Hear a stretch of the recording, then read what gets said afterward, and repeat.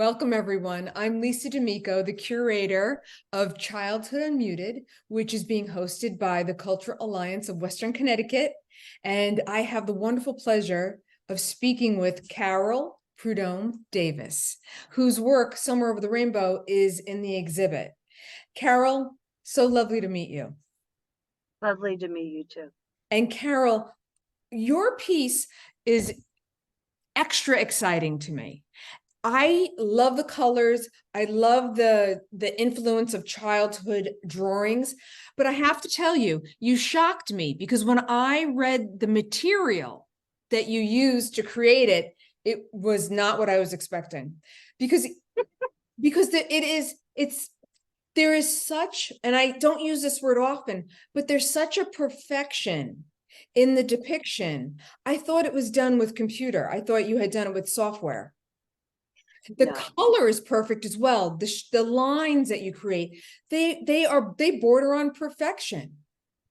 Tell me about it. Well, all my childhood pieces that I do come from actually sitting down with children. I've worked with children my whole life. I had the first arts education free after school program under the George Soros program, the After School Corporation. So and I was a site director. So I got to be with a lot of kids, and the most wonderful golden moments are when you have children one-on-one and they're waiting for their parents, or they're waiting, so they have nothing but you there, and you are supposed to focus on them. And what they don't realize is it's the best, most wonderful thing that you've done all day. And I always have a notebook in my bag because I draw on the subway and I draw with the kids. And I would always just open it up. I would draw a line, they would draw a line. It was like that.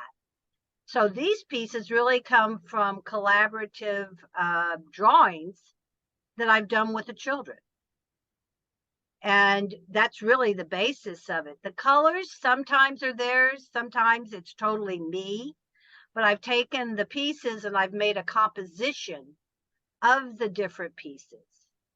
And the reason I use the rice paper is because you can kind of see through that, and it has its own texture and lines to it. So it's kind of like stained glass. And then I could have the open, the open work that I've just always done as a kid. So that's I have lots of these, but it's from the kids. And the kids, they know composition. They're born with it, and then we forget. I have to tell you, what materials did you use to make this? Tell everyone, because in the video, they'll see the artwork. I drew with the pen, and then I used liquid pastel on rice paper. I have to tell you, artists, not all, but many avoid these materials because they are not easy to work with. And not only have you used them, but you've used them in a way that is, the color brilliancy is unreal. I just can't get over it.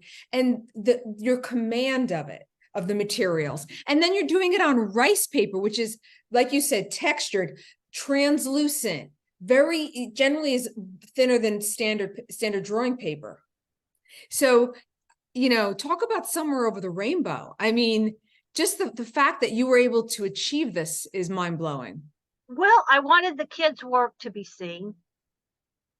That was really the whole thing, is I wanted their voice, and all the drawings have their voice. And so to me, the rice paper is almost translucent, and that brings the children's voice through. And what do they color with? Crayons.